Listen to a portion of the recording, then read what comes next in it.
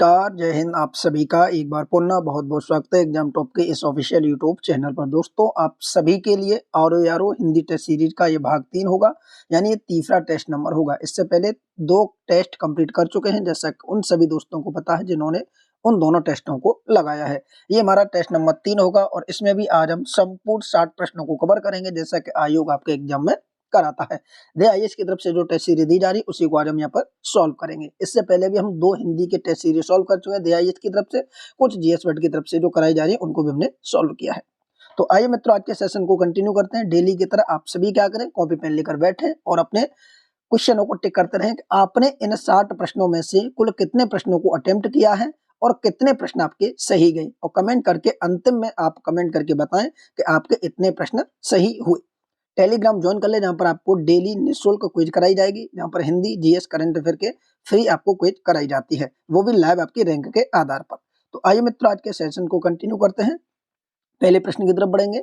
जो भी मित्र हमारे साथ पहली बार जुड़ रहे हैं वो सभी साथी इस चैनल को सब्सक्राइब कर लें, क्योंकि इसी प्रकार का कंटेंट आपको इस चैनल पर देखने को मिलता रहेगा। ठीक है, यहाँ पर थोड़ी क्वालिटी को लेकर इश्यू हो सकता है। पहला जो तीसरा सेट है इसमें थोड़ी क्वालिटी डाउन हो सकती है। प्रश्न आपके सामने है, निम्नलिखित में से शुद्ध वर्तनी का चयन करें। बताइए साथियों, इसमें शुद्ध वर्तनी का चयन करना है। तो द्वारिका क्या सही लिखा है? तो याद रखेंगे दोस्तों, यहाँ पर जो द्वारिका शब्द लिखा गया है ये गलत लिखा गया है। तो आपसे पूछ सकता है द्वारका कैसे लिखा जाता है? तो सभी मेरे भाई, सभी मेरी बहन, आप देख सकते हैं द्वारका शब्द जो लिखा जाता है वो इस तरीके से लिखा जाता है, द्वारका। तो ऑप्शन नंबर ये वाला आपका द्वारका सही होना चाहिए, ये गलत है। वहीं ऑप्शन बी दिया गया संग्रहित, क्या संग्रहित ये सही लिखा गया है?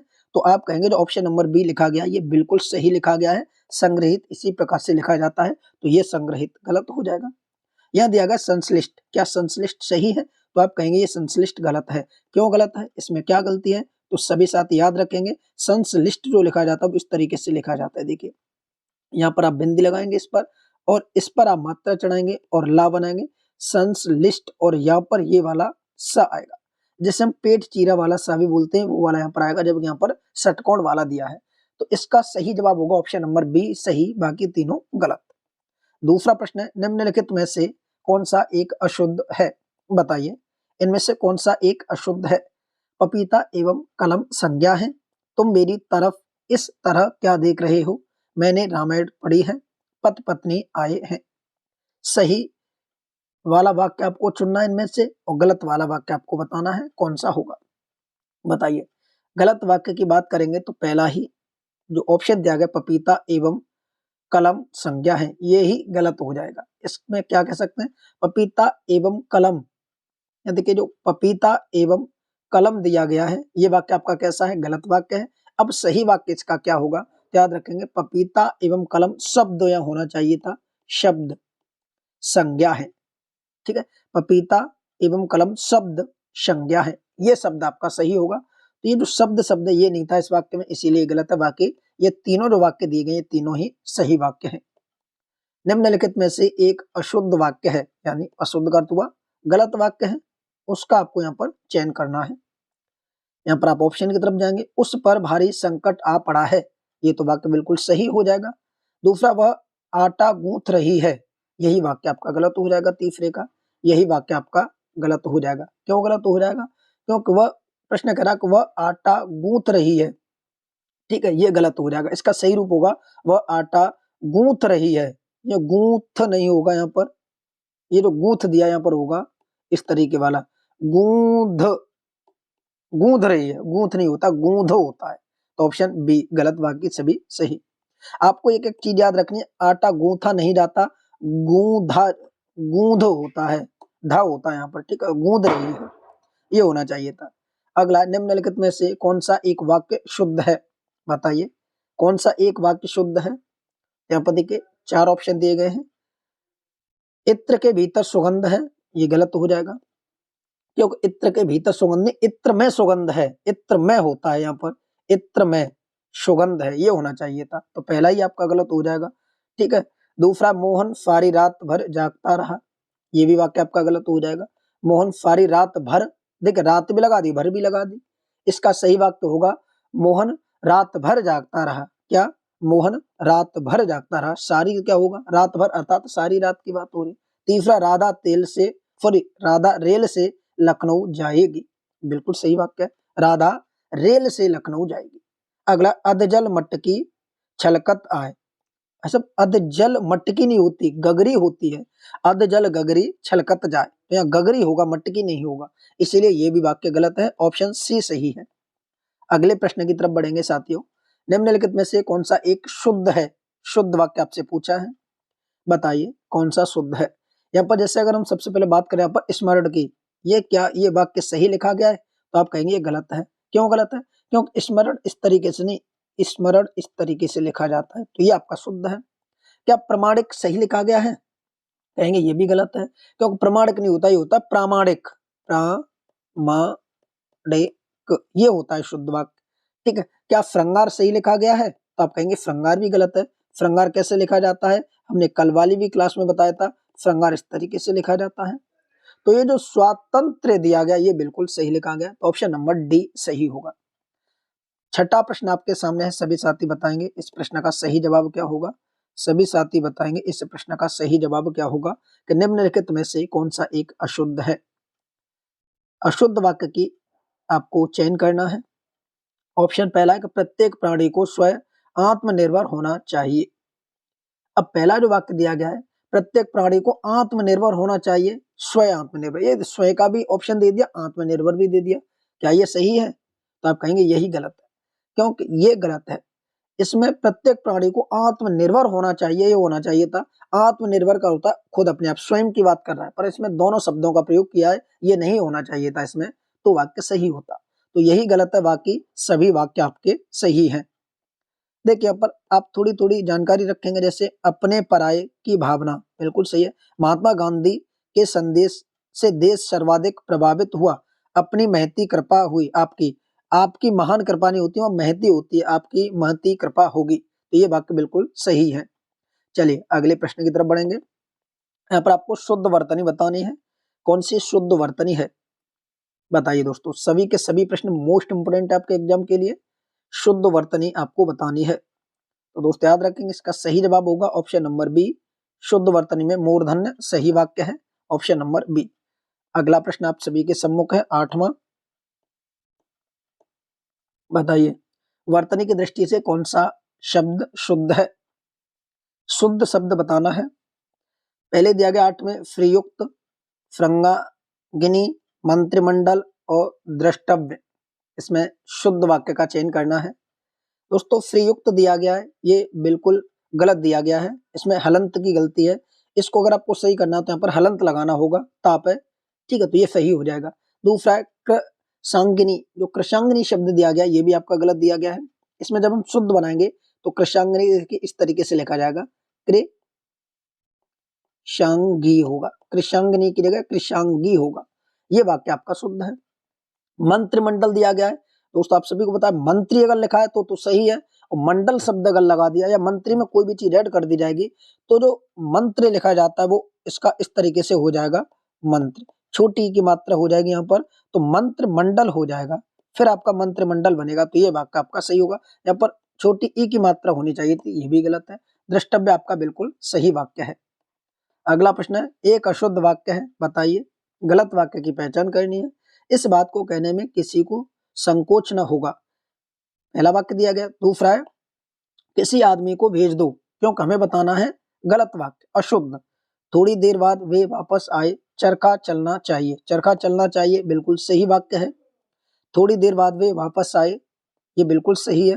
किसी आदमी को भेज दो, ये भी बिल्कुल सही है, तो पहला गलत है। अब पहले में गलती कहाँ दी गई है ये बात आपको समझनी होगी। ये कह रहा है कि इस बात को कहने में किसी को संकोच न होगा, संकोच न होगा। अब यहाँ पर जो गलती दी गई ये वाक्य किस तरीके से होता, ये होता इस बात नहीं यह बात, एक तो यहाँ ये गलती है, यह बात होनी चाहिए थी, इस बात क्या होती है, यह बात को, यह बात कहने में, यह बात को नहीं, यह बात कहने में को हटाएंगे, यह बात कहने में किसी को संकोच न होगा। अब क्या पढ़िए, यह बात कहने में किसी को संकोच न की जगह होगा नहीं, नहीं होगा। तो ये 2-3 मुख्य तो छोटी छोटी गलतियां थी, ये आपको पकड़नी होगी। इस बात को कहने में किसी को संकोच नहीं होगा, ये पहला वाक्य आपका गलत था। अगला प्रश्न है, निम्नलिखित में से कौन सा शब्द अशुद्ध है। यहाँ पर भी आपसे अशुद्ध पूछा गया है, यानी गलत की बात कर रहा है। अध्यात्म, शूर्पणखा, दरिद्रता, आविष्कार। बताइए। यहाँ पर देखिए सबसे पहले बात करें अध्यात्म की, तो ये तो बिल्कुल सही है। शूर्पणखा ये भी बिल्कुल सही है। आविष्कार ये भी बिल्कुल सही है। तो दरिद्रता शब्द है ये आपका गलत हो जाएगा। तो दरिद्रता किस तरीके से शुद्ध होगा, तो आप यहाँ पर देख सकते हैं, देखिए द रे द्र ता, इस तरीके से लिखा जाएगा दरिद्रता। ठीक है, यहाँ पर जो दा कर दिया दारिद्रता, ये गलत है, दरिद्रता होता है। यहाँ पर 11वां प्रश्न है, त्रुटिपूर्ण है, विलोम दिए गए उनके शब्द इनमें से कौन सा गलत है, ये आपको बताना है। देखिए उद्गम का विलय होता है, बिल्कुल सही है। अनुलोम का प्रतिलोम होता है, बिल्कुल सही है। ठीक है, घोष का सघोष, देखिए घोष का सघोष नहीं होता, घोष एवं सघोष परस्पर समानार्थी होते हैं, और घोष का जब विलोम आप बनाओगे तो निर्घोष या अघोष होगा, तो ये सी गलत हो जाएगा। झंकृत का स्तब्ध, ये भी बिल्कुल सही है, तो ऑप्शन सी गलत है। घटक का विलोम क्या होगा, बताइए। तो दोस्तों याद रखेंगे घटक का विलोम होता है ऑप्शन नंबर बी, सामुदायिक। ये मोस्ट इंपोर्टेंट प्रश्न है, वेरी वेरी इंपोर्टेंट प्रश्न है कि घटक का विलोम क्या है, समुदाय होता है, तो ऑप्शन नंबर बी हो जाएगा। ठीक है, इसी क्रम में अगला प्रश्न आपसे पूछा गया है कि निम्नलिखित में से कौन सा एक अधिकृत का सही विलोम है। एक शब्द भी दिया गया यहाँ पर अधिकृत, बताइए क्या होगा इसका सही जवाब। याद रखेंगे अधिकृत का होता है अनधिकृत, अनाधिकृत नहीं, अनधिकृत, ऑप्शन नंबर बी। इसी क्रम में अगला प्रश्न है, देखिए 13 प्रश्न कंप्लीट। 14वां प्रश्न, ग्रंथ का विलोम क्या है, ग्रथित का विलोम बताइए। तो दोस्तों याद रखेंगे ग्रथित का होता है विकीर्ण, ऑप्शन नंबर डी, विकीर्ण। मोस्ट इंपोर्टेंट प्रश्न है ग्रथिक का विकीर्ण। इसी क्रम में अगले प्रश्न की तरफ बढ़ेंगे। निम्नलिखित युग्मों में से कौन से सही सुमेलित हैं, एक तरफ शब्द दूसरी तरफ विलोम दिया गया है, कौन से सही सुमेलित हैं। उपेय, उपमान दिया गया है यहाँ पर, बताइए कौन कौन से सही है। देखिए हमसे पूछा है सही, तो इसका जो सही जवाब होगा वो आपको बताना है, बताइए। देखिए प्रसारण की बात करें तो प्रसारण का जो विलोम होता है वो गलत है, विस्तीर्ण। प्रसारण का विलोम होता है संकुचन, क्या होता है, संकुचन, तो ऑप्शन ये गलत हो जाएगा।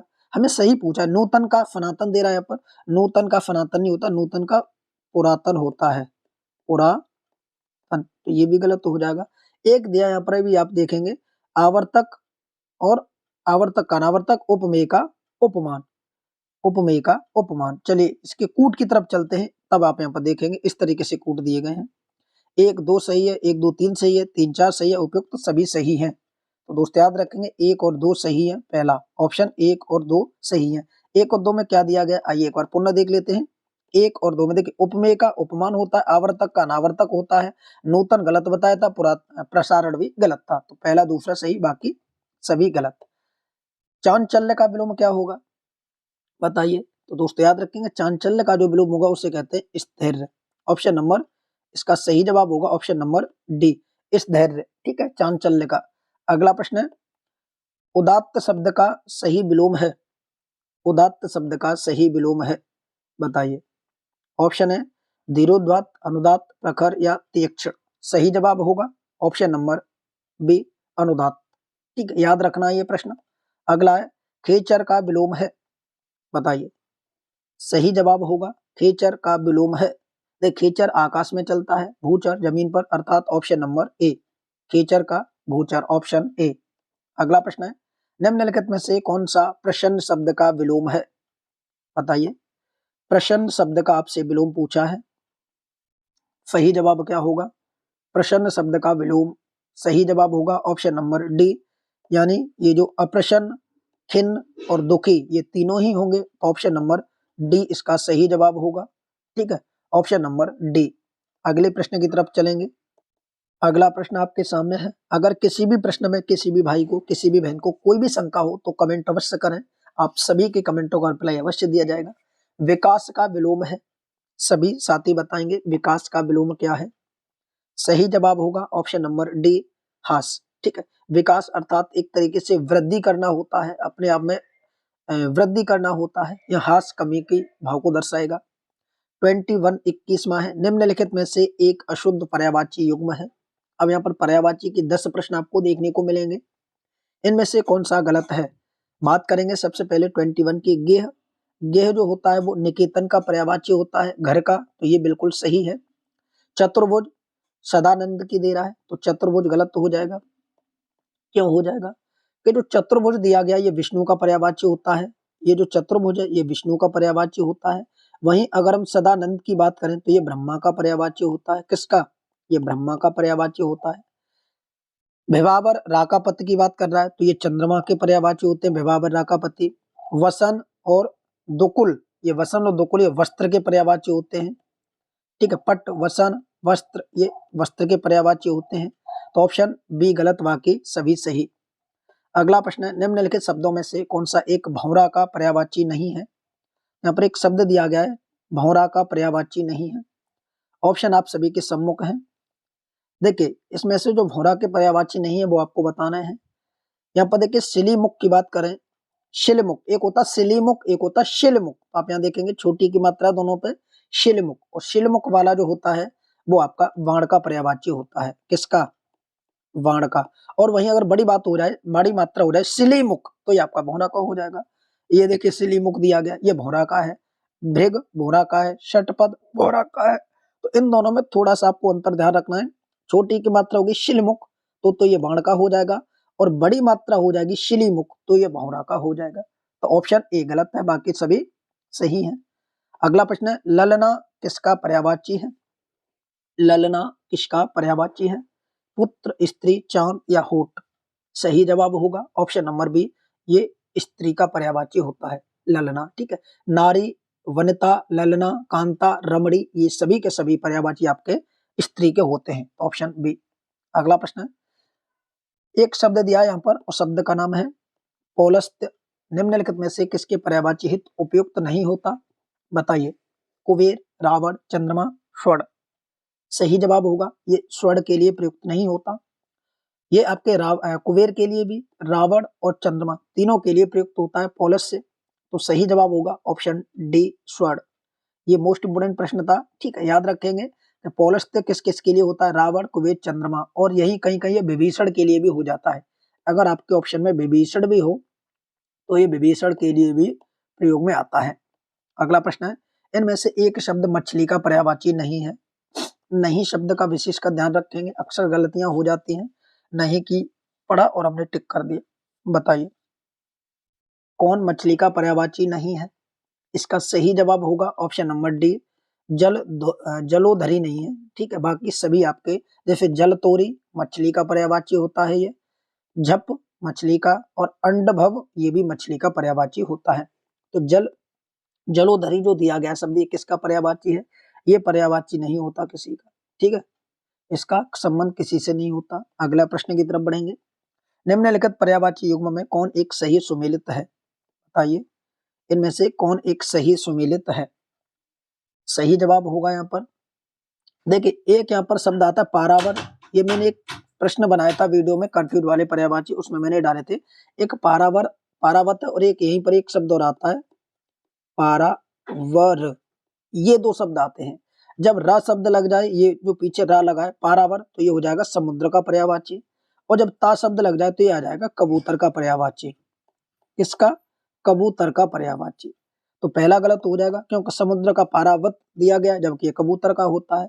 बलराम की बात करें तो यहाँ पर जो बलराम शब्द दिया गया है, ये देखिए संकट, ये लिखा गलत गया है, इसमें कोई कमी नहीं थी, लिखा गलत गया है। यहाँ पर जो संकर षड लिखा जाएगा वो ये इस तरीके से लिखा जाएगा। तो आप लोग क्या करें, वर्तनी पर भी थोड़ा सा कमांड बनाते चले अभी से साथ ही साथ। तो इस तरीके से जो संकर षड होगा ये सही होगा, ये गलत है। अनिल और अनिल, देखिए यहाँ पर एक अग्नि और अनिल दिया गया है, ये भी थोड़ा कंफ्यूज होता है। अग्नि होता है वो अनल का होता है, अग्नि अनल का होता है, और अनिल हवा का या वायु का होता है। तो हमें एक एक करके याद रखना है। ये सारे क्वेश्चन में एक सेपरेट वीडियो बनाई थी मैंने, पर्यायवाची के कंफ्यूज वाले पर्यायवाची मैंने बताए थे। वो वीडियो अगर आपने देख ली तो जितने भी कंफ्यूज वाले पर्यायवाची हैं, अनल, अनिल, ये पारावर, पारावत, अचल, अचला, इस तरीके के प्रश्न आप वहां से देख सकते हैं। विष्णु का मधुप्रपय होता है, ये बिल्कुल सही वाक्य है। अगले प्रश्न की तरफ बढ़ेंगे। अगला प्रश्न आप सभी के सम्मुख, क्या होगा सही जवाब? शुद्ध पर्यायवाची वर्ग का चयन करना है। बताइए शुद्ध पर्यायवाची वर्ग का चयन करना है। पहला ऑप्शन दिया गया है ढोगी, तरड़ी और जलपात्र। देखिए ढोगी, तरड़ी और जल पात्र जो तीनों शब्द दिए गए हैं, यहाँ पर शुद्ध का चयन करना है। ढोंगी, तरड़ी, ये तरड़ी देखिए किस तरीके से लिखा गया है, और जल पात्र, ये तीनों के तीनों आपके नौका के पर्यायवाची होते हैं। नौका आप समझते होंगे, नाव। तनुजा, दुहिता और सुता, ये तीनों के तीनों आपके किसके, पुत्री के पर्यायवाची होते हैं। पयोद, वारिद और नीरद, पयोद, वारिद और नीरद, ये तीनों के तीनों दोस्तों आपके मेघ के पर्यायवाची होते हैं। तो उपयुक्त तो वर्ग सही सही है, यानी तीनों ऊपर वाले सही है, एक भी गलत नहीं है, तो ऑप्शन डी। अगला, निम्नलिखित विकल्पों में कौन सा एक पर्यायवाची की दृष्टि से सही नहीं है, बताइए कौन सा एक सही नहीं है। सबसे पहले बात करेंगे, यहाँ पर एक शब्द दिया है प्लवंग, शाखा मृग, कीस और बाहुक। ये जो शब्द देंगे प्लवंग, कासामेघ, केस और बाहुक, ये आपके बंदर के पर्यायवाची हैं। बंदर, ठीक है, के पर्यायवाची हैं। दूसरा वाचा, आप यहाँ देख पाएंगे वाचा, गिरा, ब्राह्मणी और विधात्री, ये जो तीनों के तीनों पर्यायवाची दिए गए ये आपके सरस्वती के दिए गए, ये सभी के सभी सरस्वती के दिए गए हैं। आपसे पूछा कौन सा एक सही नहीं है, ये दोनों तो सही निकले। तीसरा आपका प्रभंजन, नभ, प्राण, प्रकंपन और वात, ये जो सभी दिए गए ये सभी के सभी, वात अर्थात वायु की बात कर रहा है, तो ये सभी के सभी हवा या वायु के हैं, किसके, वायु के पर्यायवाची हैं। ठीक है, अब बचा आपका कौन सा, रतीश, मनजात, कपोत और रक्तलोचन। देखिए रक्तलोचन और कपोत अलग हो गया, यहाँ पर जो दो शुरुआत के दिए गए ये वाले, ये दोनों तो आपके कामदेव के हो गए, कामदेव के हो गए, और ये जो कपोत रक्तलोचन हो गया ये आपके किसके हो गए, ये आपके कबूतर के हो गए, कबूतर के हो गए। तो यही गलत था, क्योंकि एक ही वाक्य में दो के दे दिए, तो ऑप्शन नंबर डी गलत, बाकी सभी सही। याद रखेंगे, एक एक प्रश्न आपके लिए मोस्ट इंपोर्टेंट होगा साबित। अगला प्रश्न है, वसंत का पर्यायवाची नहीं है, बताइए। शब्द दिया गया वसंत और पर्यायवाची नहीं है। दोस्तों अगर आपको वसंत के पर्यायवाची याद है तो आप इजीली तरीके से इसको टिक कर सकते हैं। देखिए यहाँ पर एक शब्द वसंत का नहीं है। सबसे पहले बात करेंगे मधुमास, किसका है, वसंत का पर्यायवाची है। कुसुमाकर, ये भी वसंत का पर्यायवाची है। ऋतुपति, ये भी वसंत का पर्यायवाची है, तो option number D, sorry option number B, हृदय कर, क्या, हृदयंकर, ये आपका वसंत का पर्यायवाची नहीं है। फिर ये किसका है, तो दोस्तों याद रखेंगे ये किसी का पर्यायवाची नहीं है, हृदयंकर, ये मतलब मुख्यतः बसंत का पर्यायवाची नहीं है, किसी ना किसी का जरूर होगा। ठीक है, कमेंट करके बताइए जिन लोगों को पता है कि हृदयंकर किसका पर्यायवाची है। ठीक है, कमेंट करके बताइए, मेरी नॉलेज से ये बाहर है अभी। अगला प्रश्न है, निम्नलिखित पर्यायवाची शब्दों में से कौन एक भिन्न है, बताइए दोस्तों। निम्नलिखित पर्यायवाचियों शब्दों में से कौन एक भिन्न है। यहाँ पर एक शब्द दिया है वित्त, दूसरा दिया है विभूति, तीसरा दिया है दिव्य। ठीक है, ये सभी के सभी जो पर्यायवाची हैं ये धन दौलत संपत्ति के पर्यायवाची हैं। वही एक शब्द दिया है गांच, ये गांच दोस्तों वृक्ष होता नहीं, वृक्ष पेड़, उसका पर्यायवाची है, तो ऑप्शन डी। अगला, हृदय का विदारक करने वाला दृश्य के लिए एक शब्द होगा। अनेक शब्दों के लिए एक शब्द में आप टिक करेंगे, हृदय का विदारक करने वाला दृश्य के लिए एक शब्द होगा, सही जवाब होगा हृदय विदारक, ऑप्शन नंबर सी। अगला प्रश्न यहीं पर है, अनिवार्य शब्द हेतु उपयुक्त वाक्य है, अनिवार्य शब्द हेतु उपयुक्त वाक्य है। तो अनिवार्य शब्द हेतु जो वाक्य प्रयोग किया जाएगा उसे कहेंगे, जिसका निवारण ना हो सके उसे अनिवार्य कहते हैं, तो ऑप्शन नंबर बी हो जाएगा। ठीक है, ऑप्शन नंबर बी हो जाएगा। इसी क्रम में अगला प्रश्न है, स्वयं गुरु बनकर दूसरों से अपनी पूजा कराना के लिए एक शब्द क्या होगा। आजकल आप सभी को पता है हर व्यक्ति गुरु बनना चाहता है, इसी में आपसे पूछा है कि स्वयं गुरु बनकर दूसरों से अपनी पूजा कराना के लिए एक शब्द है, सही जवाब होगा गुरुडम, ऑप्शन बी। ठीक है, एक एक प्रश्न आपके लिए इंपोर्टेंट है। अगला प्रश्न आपके सामने, बताइए क्या होगा सही जवाब। जो प्राप्त न हो सके वाक्य हित उपयुक्त शब्द चुनना है। याद रखेंगे, जो प्राप्त न हो सके उसे कहते हैं अप्राप्य, क्या कहा जाता है, वर्तनी पर भी ध्यान देंगे, अप्राप्य। ठीक है, अब यहाँ पर कुछ और शब्द दिए, जैसे एक ये शब्द दिया गया, इसे क्या कहते हैं, ये तो हमारा सही जवाब हो गया अप्राप्य। अब ये क्या है, इसे याद रखेंगे, इसे कहते हैं जो प्राप्त न हुआ हो, जो प्राप्त न हो सके उसे तो कहते हैं अप्राप्य, और जो प्राप्त न हुआ हो उसे कहेंगे अप्राप्त। तो ये दोनों में अंतर है। अकिंचन किसे कहा जाता है, जिसके पास कुछ भी ना हो उसे अकिंचन कहा जाता है। अगला, अप्रमेय किस वाक्य के लिए प्रयोग होगा, बताइए। अप्रमेय, जो मापा या तोला न जा सके, क्या सही है, तो आप कहेंगे ये तो गलत है। जो अगला है, जो प्रमाण द्वारा सिद्ध न हो सके, बिल्कुल सही जवाब है। ऑप्शन नंबर इसका सही जवाब क्या होगा, जो प्रमाण द्वारा सिद्ध न हो सके उसे अप्रमेय कहा जाता है। तो ऑप्शन नंबर डी। अगला प्रश्न आपके सामने है, पिंडज शब्द हेतु वाक्य का चयन करें। एक पिंडज शब्द दिया गया है, इसके लिए किसका चयन किया जाएगा। जिसका जन्म शरीर से हो, जिसका जन्म शरीर से हो उसे क्या कहा जाता है, तो याद रखेंगे उसे कहा जाता है पिंडज। दूसरा, जिसका जन्म अंडे से हो उसे कहा जाता है अंडज। एक एक शब्द आप यहाँ पर ध्यान देंगे, उसे कहा जाता है अंडज। प्रार्थना करने वाला व्यक्ति उसे कहा जाता है प्रार्थी। क्या कहा जाता है, उसे कहा जाता है प्रार्थी। जिसकी प्रार्थना पूरी हो गई हो उसे कहा जाता है पूर्ण, क्या कहा जाता है, पूर्ण काम, यानी उसके तो सारे काम पूरे हो गए। तो इसका सही जवाब होगा ऑप्शन नंबर ए। चारों याद रखेंगे आप। जो अधिक समय तक जीवित रहने के इच्छुक हो क्या कहेंगे, बताइए। एक ऐसा व्यक्ति जो अधिक समय तक जीवित रहना चाहता हो उसे कहेंगे जिजी विशु। Option number D. आप बर्तनी पर भी ध्यान देंगे, जिजी विशु, ऑप्शन नंबर डी। अगला प्रश्न है, निम्नलिखित युग्म में कौन सा एक विमेल है, बताइए। जो अवैध संतान हो उसे जारस कहते हैं। गोद लिया हुआ पुत्र दत्तक होता है। जो ऊंचे कुल में उत्पन्न हुआ हो कुलीन होता है। जिसका जन्म शूद्र वर्ण में हुआ हो शोषित होता है। हमसे इसमें पूछा गया कि कौन सा एक बेमेल है, तो इसका दोस्तों सही जवाब होगा ऑप्शन नंबर डी। यही बेमेल है, बाकी सभी सही है। देखिए, जो अवैध संतान हो उसे जारस कहा जाता है, बिल्कुल सही जवाब होगा। ठीक है। गोद लिया हुआ पुत्र दत्तक होता है, बिल्कुल सही है। उच्च कुल में जन्म लेने वाला कुलीन होता है। जिसका जन्म शूद्र वर्ण में हुआ हो उसे शोषित नहीं कहा जाता। उसे क्या कहा जाता है, तो उसे कहा जाता है अत्यंज। क्या कहा जाता है, अत्यंज कहा जाता है। याद रखेंगे, इस प्रश्न का सही जवाब होगा ऑप्शन नंबर डी। इसी क्रम में अगला प्रश्न है, राज्य के प्रधान द्वारा निकाला गया आधिकारिक आदेश क्या कहलाता है। याद रखेंगे, उसे कहते हैं अध्यादेश। ठीक है। अगर कोई राज्य का प्रधान है, मुख्यमंत्री, प्रधानमंत्री, अगर कोई आदेश जारी करता है तो उसे कहेंगे अध्यादेश जारी हुआ है, ऑप्शन नंबर बी। अगला, जो धरती फोड़कर जन्मता हो उसे क्या कहते हैं, तो दोस्त याद रखेंगे, जो धरती फोड़कर जन्मता हो उसे क्या कहेंगे। देखिए, द्विज का अर्थ होता है जो दो बार जन्म लेता है उसे द्विज कहा जाता है। ठीक है। स्वयंभू का अर्थ क्या होता है, स्वयंभू का अर्थ होता है जो स्वयं से उत्पन्न होने वाला हो उसे स्वयंभू कहा जाता है। भूमिज किसको कहा जाता है, भूमिज कहा जाता है भूमि से जन्म लेने वाला। इसीलिए सीता माँ को क्या कहा गया है, याद रखेंगे, सीता माँ को भूमिजा कहा जाता है। क्या कहा जाता है, याद रखेंगे, भूमिजा कहा जाता है। भूमिज पुरुष के लिए, भूमिजा महिला के लिए। ठीक है। तो भूमि से जन्म लेने वाले को भूमिज कहा जाता है, और यहाँ पर भूमिजा इसी वजह से सीता माँ को कहा गया है। इस प्रश्न का सही जवाब होगा ऑप्शन नंबर बी, उद्भिज। ये क्या है, उद्भिज। याद रखिए, जो धरती फोड़कर जन्म लेता हो उसे उद्भिज कहते हैं, तो ऑप्शन नंबर बी। अगला प्रश्न आपके सामने है, बताइए। निम्नलिखित में से कौन एक बहेड़ा का तत्सम है। दोस्तों याद रखेंगे, यहाँ पर तत्सम तद्भव से प्रश्न पूछा गया है। बहेड़ा का सही तत्सम होगा विभीतिक। कहीं देखिए विभीतिक है, ऑप्शन नंबर सी में दिया विभीतिक, ऑप्शन नंबर सी। अगला प्रश्न है, निम्नलिखित में से कौन सा एक तत्सम शब्द नहीं है। अब यहाँ पर तत्सम शब्द नहीं है, अर्थात वो शब्द कैसा होगा, तद्भव होगा। तो देखिए, उज्ज्वल आपका जो शब्द दिया गया है ये कैसा है, तत्सम शब्द है।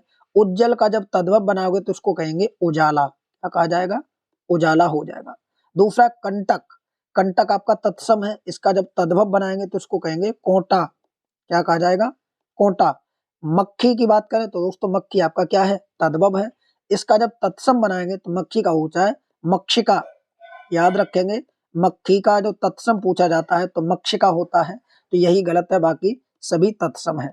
अगला, निम्नलिखित में एक तत्सम शब्द है, चुनिए भाई इसमें कौन सा तत्सम होगा, तो इसका सही जवाब होगा, इसका सही जवाब होगा ऑप्शन नंबर बी। ठीक है, उदगत, ये सही जवाब है, बाकी सभी तद्भव है। अगले प्रश्न की तरफ बढ़ेंगे। इसमें आपको बताना है तद्भव की दृष्टि से अशुद्ध है, बताइए। तद्भव की दृष्टि से अशुद्ध है। देखिए, धुआं और धुन दिया है, ये बिल्कुल सही है। भेड़िया, ये भी बिल्कुल सही है। भौरा, केला, नारियल, ये भी सही है।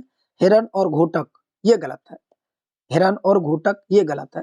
क्यों, देखिए, हिरण तो एक आप सभी को पता है ये तत्सम शब्द है हिरण, और घोटक क्या है, ये भी तत्सम शब्द है, घोटक। हिरण किसका तत्सम है, तो याद रखेंगे हिरण नहीं, हिरण है, हिरण होता है हिरण का। हिरण का तत्सम हिरण होता है, और घोड़ा जो शब्द है, घोड़े का जब आप तत्सम बनाओगे तो घोटक होगा। तो ये गलत था, बाकी सभी तद्भव थे, ये दोनों तत्सम डाल दिए। बताइए खिचड़ी का तत्सम है, बता सकते हो आप आसानी से, खिचड़ी का तत्सम है। सही जवाब होगा खिचड़ी का तत्सम होता है क्रशर, ऑप्शन नंबर सी। खिचड़ी का क्रशर, ऑप्शन सी।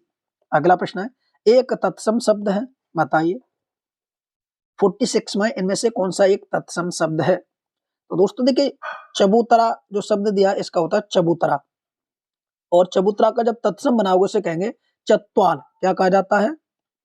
चत्वाल कहा जाता है। यहाँ एक शब्द है उलूक, उल्लू का उलूक होता है, तो यही आपका तत्सम है। इसका तद्भव क्या होगा, तो याद रखना पड़ेगा आपको, उल्लू होता है। अगला है तद्भव और तत्सम कौन सा गलत है। यहाँ देखिए दिया गया गलत युग्म है, अहीर का आखेट दिया गया है, ये तद्भव है, इधर तत्सम है। ठीक है, ये आपको देख के बताना है क्या होगा इसका सही जवाब। बताइए देखिए यहाँ पर जो सही जवाब होगा, देखिए गलत बताना है। अहीर का आकेट बिल्कुल सही है। खुजली का खरजू दे रहा है यहाँ पर, खुजली का खरजू, तो बिल्कुल कहेंगे खुजली का खरजू होता है। बालम का स्वामी, बालम का स्वामी गलत हो जाएगा। बालम का क्या होगा, वल्लभ होगा। कौन सा वाला, वल्लभ, बालम का वल्लभ होता है, तो ये गलत था। बाकी सौरी की प्रसूति ग्रह, ऑप्शन सी गलत है, बाकी सभी सही है। अगला प्रश्न आपके सामने है उल्लास शब्द किसका तत्सम है, बताइए। तो बताएंगे उल्लास शब्द हुलास का तत्सम है, ऑप्शन नंबर ए सही होगा। अगला एक तद्भव शब्द है, तो सही जवाब क्या होगा, याद रखेंगे एक तद्भव शब्द है, बाकी सभी तत्सम हो सकते हैं। तो देखिए जब तद्भव शब्द की अगर पहचान करेंगे तो बीन आपका तद्भव होगा, यदा, क्षार और घटिका ये तीनों के तीनों तत्सम शब्द हैं। आखर शब्द का सही तत्सम क्या होगा, बताइए। आखर शब्द का सही तत्सम क्या होगा, बताइए। आखर शब्द का सही तत्सम होगा, आखर दिया गया यहाँ पर, इसका जो सही आंसर होगा वो आप सभी को बताना है। तो दोस्तों जैसे कि आप सभी को पता है आखर शब्द का हमसे क्या पूछा है, तत्सम पूछा है, और इसका सही जवाब होगा अक्षर। ठीक है, याद रखना आखर का अक्षर होगा, तो ऑप्शन बी। इसी क्रम में अगला है कि एक विशेष पद नहीं है, विशेषण विशेष्य से पूछा गया है, विशेष्य पद नहीं है। इसका अर्थ ये हुआ कि इसमें 3 विशेष्य पद होंगे और एक विशेष्य पद नहीं होगा। बताइए सबसे पहले बात करेंगे दानव। दानव क्या है, ये जो दानव शब्द है ये विशेषण है। क्या है ये, विशेषण है। अब दानव का जब हम विशेष्य पद बताएंगे तो इसका हो जाएगा धनु। धनु का क्या होता है, दानव होता है। प्रधान, प्रधान आपका विशेष्य पद है। पहरा विशेष्य पद है। ध्वंस विशेष्य पद है। तो इसी प्रकार ये सभी विशेष्य पद हैं। पहला दानव आपका विशेषण था। ठीक है, इसी क्रम में आगे बढ़ेंगे अगले प्रश्न की तरफ। आवृत्तिवाचक विशेषण का उदाहरण है, यहाँ पर आपसे डायरेक्ट पूछा आवृत्तिवाचक विशेषण का उदाहरण है। दोस्तों सही जवाब होगा तिगुना, ऑप्शन नंबर बी तिगुना। इसी क्रम में अगला प्रश्न है निम्नलिखित में से एक विशेष विशेषण की दृष्टि से गलत है। पहले विशेष्य होगा, अंतिम में विशेषण होगा, और वो वाक्य आपका गलत होगा। बताइए देखिए यहाँ पर जो एक शब्द दिया गया है तलब और तालिब। तलब जो शब्द दिया गया है ये आपका एक विशेष शब्द है, और तालिब का जब विशेषण आप बनाओगे तो तालिब नहीं बनेगा, इसका बनेगा, देखिए माफ कीजिए दोबारा से लिखता हूं मैं इस तरीके से, तलबगार। तो इसका जब विशेषण बनाओगे तलब का तो ये बनेगा तलबगार, तो यही आपका गलत है। दक्षता का दक्ष होगा, पशु का पार्श्विक होगा, ढकना का ढालना का ढलवा होगा, तो ये तीनों सही है, पहला गलत है। यह पूछा गया है कि कौन सा एक पद विशेषण नहीं है, यहाँ पर विशेषण नहीं है वो आपको बताना है टिक करके। बताइए तो इसमें उपलब्धि जो शब्द है ये विशेषण नहीं है, उपलब्धि एक विशेष पद है, और इसका जब विशेषण बनाएंगे तो उपलब्ध हो जाएगा, उपलब्ध हो जाएगा विशेषण उपलब्धि का। ठीक है, बाकी ये सभी आपके क्या है, विशेषण है। अगला प्रश्न है एक तरफ विशेषण दूसरी तरफ विशेष्य, सही युग्म आपको बताना है। भौतिक का भूत होता है, यानी भूतिक का जब विशेषण बनाएंगे तो भौतिक बिल्कुल सही है। भवन का भव्य होगा, ये भी आपका बिल्कुल सही है। भ्रंश का भ्रष्ट होगा, ये आपका दिया गया, तो ये भी आपका बिल्कुल सही है। तो उपयुक्त तो सही सुमेलित है ऑप्शन डी। इसी क्रम में अगले प्रश्न की तरफ बढ़ेंगे। अगला प्रश्न है कि निम्नलिखित में से कौन सा एक विशेष शब्द है, बताइए इनमें से कौन सा एक विशेष शब्द है। यहाँ पर जब आप देखेंगे आकाश दिया गया, ये एक विशेष शब्द है। आकाश का जब आप विशेषण बनाएंगे तो ये आकाश में हो जाएगा आकाशीय, आकाशीय हो जाएगा। आकाश का क्या हो जाएगा, आकाशीय हो जाएगा, तो ये होना चाहिए। बाकी सभी आपके क्या हैं, विशेषण हैं। तो आकाश भी केवल आपका विशेष शब्द था, इसका विशेषण आकाशीय होगा। निम्नलिखित में से कौन सा एक परिमाणवाचक विशेषण है, बताइए निम्न में से कौन सा एक परिमाणवाचक विशेषण है। तो परिमाणवाचक में क्या होता है, जो चीजें तोली मापी जा सकती है उनको तुम परिमाणवाचक कह सकते हैं। जैसे नया, पुराना, ये क्या है, गुणवाचक है, गुणवाचक। क्योंकि इनकी जो वाचक विशेषता बताई जा रही है कि कैसे है, नए पुराने, यानी गुण बताया जा रहा है। प्रत्येक व्यक्ति, ये क्या हो जाएगा, संख्यावाचक। कितने व्यक्ति हैं भाई, प्रत्येक व्यक्ति अंदर आ जाओ, यानी संख्यावाचक। एक दर्जन केला, एक दर्जन केला, ये भी आपका संख्यावाचक होगा। कितने केले लाने भाई, एक दर्जन लाने, यानी 12 केले लेके आने। 2 किलो आलू, ये देखिए तोले जा रहे हैं, मैंने कहा तोला मापा जा सके। 2 किलो आलू, यही तो हमारा आंसर होगा, ऑप्शन नंबर डी। अगला प्रश्न आपके सामने है, निम्नलिखित वाक्यों में से किस एक में क्रिया विशेषण शब्द का प्रयोग हुआ है। क्या क्रिया विशेषण शब्द का प्रयोग हुआ है, बताइए। क्रिया विशेषण कौन सा वाक्य है जिसमें क्रिया विशेषण का प्रयोग हुआ है, बताइए। सारे के सारे प्रश्न आपके दोस्तों मोस्ट इंपोर्टेंट प्रश्न है। आपको बताना है इनमें से किस वाक्य में क्रिया विशेषण का प्रयोग हुआ है। देखिए संध्या परिश्रमी युवती है, इसमें तो कोई प्रयोग नहीं हुआ, ठीक है, तो आप कहेंगे इसमें तो प्रयोग नहीं हुआ। वह लड़का डॉक्टर भी है, इसमें भी प्रयोग नहीं हुआ। राधा भली लड़की है, इसमें भी प्रयोग नहीं हुआ। सफेद घोड़ा तेज दौड़ता है, क्या सफेद घोड़ा तेज दौड़ता है, ऑप्शन नंबर डी इसका सही जवाब होगा। जो दौड़ना है क्रिया है, यही तो दौड़ना क्या है, क्रिया है। कैसे दौड़ता है, तेज दौड़ना, तो यही आपका सही आंसर होगा, ऑप्शन नंबर डी क्रिया विशेषण कहलाएगा। अगला प्रश्न है, अलंकार का विशेषण पद है, बताइए। अलंकार का जब विशेषण आप बनाएंगे तो अलंकार का जो विशेषण बनेगा उसे कहेंगे अलंकृत, ऑप्शन नंबर बी। एक प्रश्न और बचा दोस्तों आपका, निम्नलिखित युग्मों में से कौन सा एक विशेषण की दृष्टि से गलत है। अज्ञानी का आयुष्मान, जादूगर का जुदा, कौमी का केवल, चेत का चित्त।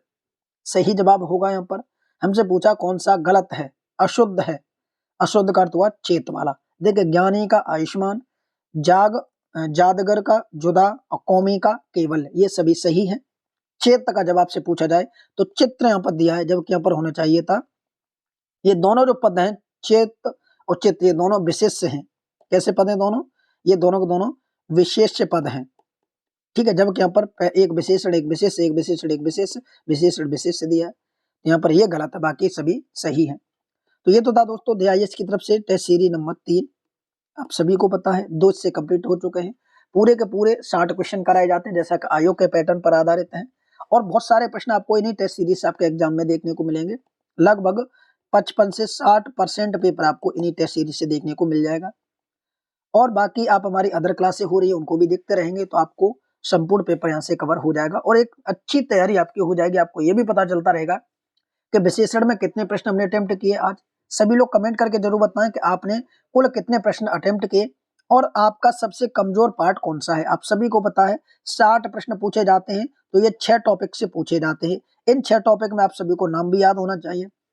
तो ये देखिए गलती आपकी किस टॉपिक में ज्यादा हो रही है, विलोम में हो रही है, पर्यायवाची, विशेषण विशेष, शुद्धवर्तनी, तत्सम तद्भव, या अनेक शब्दों के एक शब्द। कमेंट करके जरूर आप सभी बताएं। वीडियो को शेयर कर दो उन सभी साथियों के साथ जो इस एग्जाम की तैयारी कर रहे हैं या फिर 2024 में PCS की तैयारी करेंगे। उसके लिए भी हम जल्द ही यहाँ पर टेस्ट सीरीज चालू करने वाले हैं। वीडियो कैसा लगा कमेंट करके जरूर बताएं। चैनल को सब्सक्राइब जरूर कर लें जिन्होंने अभी तक चैनल को सब्सक्राइब नहीं किया है। आप सभी का बहुत बहुत धन्यवाद वीडियो देखने के लिए।